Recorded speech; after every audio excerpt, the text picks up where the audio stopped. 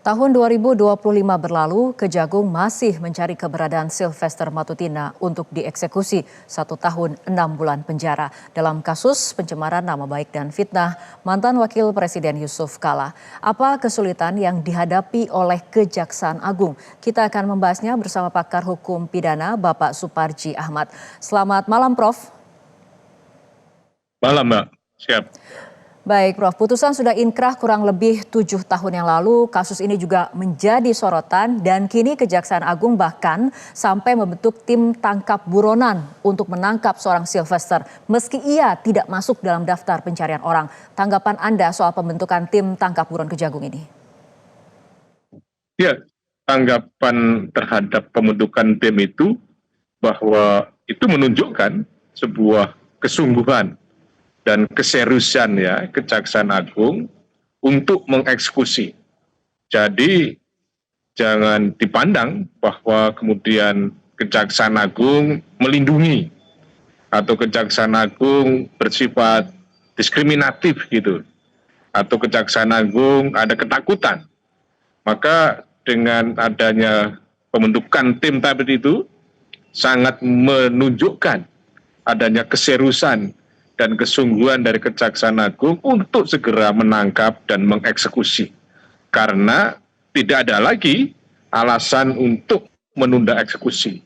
Kalau pada waktu itu kan perdebatannya setidaknya ada 3. Pertama, katanya sedang mengajukan PK.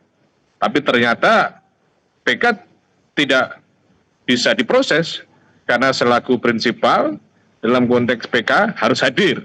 Sehingga dalil untuk menunda eksekusi dengan adanya pengajuan PK menjadi gugur. Dan yang kedua, bahwa katanya sudah daluarsa. Bahwa klaim tentang daluarsa itu tidak sesuai dengan ketentuan hukum yang berlaku. Sehingga tidak bisa kemudian menjadi penghambat proses eksekusi. Dan yang ketiga, sudah minta maaf kepada Pak Yusuf Kala. Dalil minta maaf tadi itu juga tidak bisa kemudian menggugurkan adanya eksekusi untuk kemudian menjalani hukuman. Maka tidak ada lagi kendala-kendala yang kemudian melakukan eksekusi. Yang saat ini yang menjadi kendala adalah belum ditemukan yang bersangkutan. Ya, siap. Baik, dilihat dari keseriusan dan juga kesungguhan, tapi apabila kita perhatikan dari segi timingnya, kenapa kemudian tim tabur ini baru dibentuk sekarang, tidak sejak awal putusan inkrah? Ya, kenapa ya baru dibentuk sekarang? Karena memang pada faktanya yang bersangkutan tidak segera menyerahkan diri gitu. Tidak segera kemudian menjalani eksekusi. Kenapa tidak dari dulu? Ya tadi ada beberapa pertimbangan tadi itu, bahwa sedang mengajukan PK, dalilnya daluarsa dan lain sebagainya. Jadi bahwa bisa saja mestinya ini dibentuk dari awal. Tapi kenapa kemudian baru dibentuk sekarang? Ya pada kenyataannya belum ditangkap yang bersangkutan, belum menyerahkan yang bersangkutan, maka ditangkap. Karena kalau tidak dibentuk menjadi dipertanyakan lagi, menimbulkan keraguan lagi, dianggap tidak serius dan tidak sungguh-sungguh. Maka bahwa mungkin saja dianggap terlambat, tetapi saya kira ini belum terlambat. Karena apa? Karena memang masih masa waktu untuk menjalani hukuman.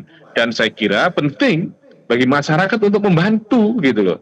Membantu menginformasikan keberadaan yang bersangkutan gitu ya. Oke, sebetulnya bagaimana sih tingkat kesulitan untuk mendeteksi keberadaan seorang Sylvester Matutina?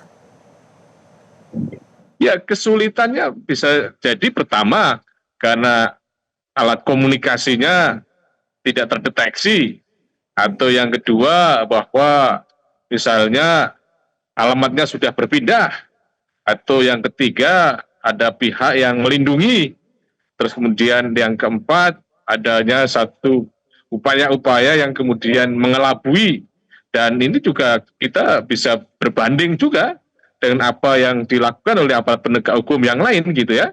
Misalnya sampai sekarang juga belum bisa menemukan seorang yang sudah ditetapkan menjadi tersangka untuk diproses hukum gitu. Jadi bahwa ini adalah sebuah fenomena yang juga terjadi di institusi penegak hukum yang lain. Dan kenapa itu bisa terjadi? Ya banyak faktor sebagaimana yang saya sampaikan tadi itu. Tetapi bahwa dengan adanya dengan pembentukan tim tadi itu, bahwa KPK telah, bahwa Kejaksaan Agung telah menunjukkan keseriusan, dan harapannya juga misalnya KPK juga memproses terhadap orang yang telah misalnya ditetapkan menjadi DPO atau ditetapkan menjadi tersangka, sampai sekarang belum diproses hukum. Jadi Oke, Prof. kesulitan yang terjadi saat ini memang banyak faktor gitu ya. Oke, Prof. Jika Sylvester kembali gagal dieksekusi meski sudah ada tim buron, apa dampaknya? Ya, kalau kemudian ini tidak segera bisa dieksekusi, tentunya akan mengaruhi reputasi dari Kejaksaan Agung, di mana sekarang ini publik sangat memberikan apresiasi, sangat memberikan kepercayaan ya dengan berbagai survei yang menunjukkan dia selalu dipercaya di antara penegak hukum yang lain dengan bentuk kinerja terakhir misalnya adanya aset recovery, PKH dan sebagainya yang sangat signifikan. Jadi menurut saya ini adalah sebuah pertaruhan gitu ya, sebuah pertaruhan yang sangat penting bagi Kejaksaan Agung untuk kemudian mempertahankan reputasinya, mempertahankan trust publik gitu. Jangan sampai kasus ini memperburuk cita atau memberikan nilai yang tidak baik buat Kejaksaan Agung. Jadi harus sungguh-sungguh serius bahwa ini bisa dibatasi misalnya maksimal 1 bulan. Harus kemudian segera ditangkap misalnya. Menurut saya ini akan membangun sebuah semakin kepercayaan yang tinggi buat Kejaksaan Agung. Jelas bahwa ini kalau seandainya tidak segera ditangkap juga bisa menjadi presiden buruk ke depan gitu. Dan menjadi presiden yang tidak baik. Apalagi sekarang kan ada semacam tim penegakan hukum yang kemudian dilakukan misalnya panja di DPR Komisi 3. Ini saya kira akan mempengaruhi tentang sebuah reputasi dan menjadi presiden buruk ke depan, dan ini juga akan dianggap bahwa ternyata proses eksekusi bisa kemudian ditunda dan sebagainya. Dan pada sisi yang lain juga menarik sebetulnya bagaimana keberadaan ya institusi pengawasan terhadap sebuah putusan yang sudah inkrah. Misalnya wasmat hakim pengawas dan pengamat itu untuk kemudian juga eksis ya untuk mengawasi terhadap putusan-putusan yang telah ditetapkan gitu. Apakah dijalani atau tidak, apakah dieksekusi atau tidak gitu ya. Baik, Prof, karena kemudian yang ada di benak publik mungkin saat ini adalah apakah karena ini ada kaitannya dengan latar belakang dengan sosok tokoh politik sehingga ada perlakuan khusus. Artinya penegak hukum dalam hal ini Kejagung untuk menjawab keraguan dari publik harus melakukan apa? Ya, menurut saya bahwa asumsi itu, bahwa persepsi itu harus kemudian dibuang jauh-jauh gitu ya. Dengan cara apa? Dengan cara segera menunjukkan bahwa dia Kejaksaan Agung berhasil melakukan eksekusi. Jadi kalau kemudian ini tidak segera bisa dieksekusi, maka kemudian asumsi, persepsi, adanya ketakutan, adanya keraguan, adanya perlindungan, adanya semacam ada semacam bargaining dan sebagainya, menurut saya ini tidak boleh terjadi. Jadi untuk mencegah terjadinya spekulasi dan asumsi tadi itu, saya kira jawabannya hanya satu, yaitu adalah bagaimana ini segera bisa ditemukan, segera ditangkap, dan segera dieksekusi. Dan menurut saya bahwa terlalu besar taruhannya kalau kemudian hanya gara-gara kasus ini, hanya gara-gara khawatir dengan kedekatan tokoh politik tertentu, kemudian tidak melakukan sebuah eksekusi. Kenapa? Kenapa Kejaksaan Agung ini adalah sebuah institusi besar, institusi yang banyak prestasi, banyak kinerjanya, maka jangan sampai tercoreng hanya karena kedekatan seseorang yang seharusnya melakukan eksekusi dengan satu tokoh politik tertentu. Gitu. Oke, baik Pak Suparji, tapi dari pandangan Anda, apakah Sylvester ini layak untuk mendapatkan rehabilitasi?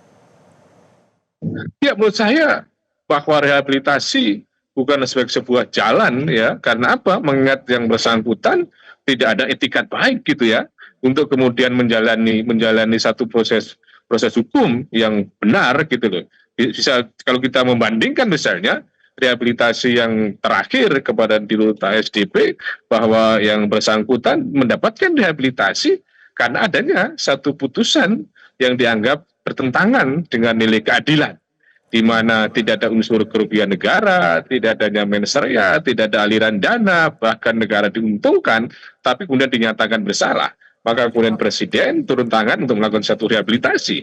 Sementara konteksnya ini adalah konteks bagaimana yang bersangkutan itu mencemarkan nama baik seseorang dan kemudian telah diputuskan dinyatakan bersalah oleh pengadilan, maka pertimbangan apa untuk melakukan rehabilitasi kepada yang bersangkutan? Apakah soal mens reanya, apakah kemudian soal perbuatannya, apakah soal kerugiannya? Saya kira kalau kita menggunakan perbandingan tersebut menjadi tidak proporsional. Kalau kemudian terlalu mudah memberikan sebuah rehabilitasi gitu, ya. Baik, ya kita tunggu saja bagaimana kinerja dari tim Tabur Kejagung dan kita harapkan putusan terkait Sylvester ini dapat segera dieksekusi. Terima kasih Pak Suparji Ahmad telah berbincang bersama kami malam hari ini. Pemirsa, 68 anak di Indonesia Jelajahi cara baru mendapatkan informasi. Download Metro TV Extend sekarang.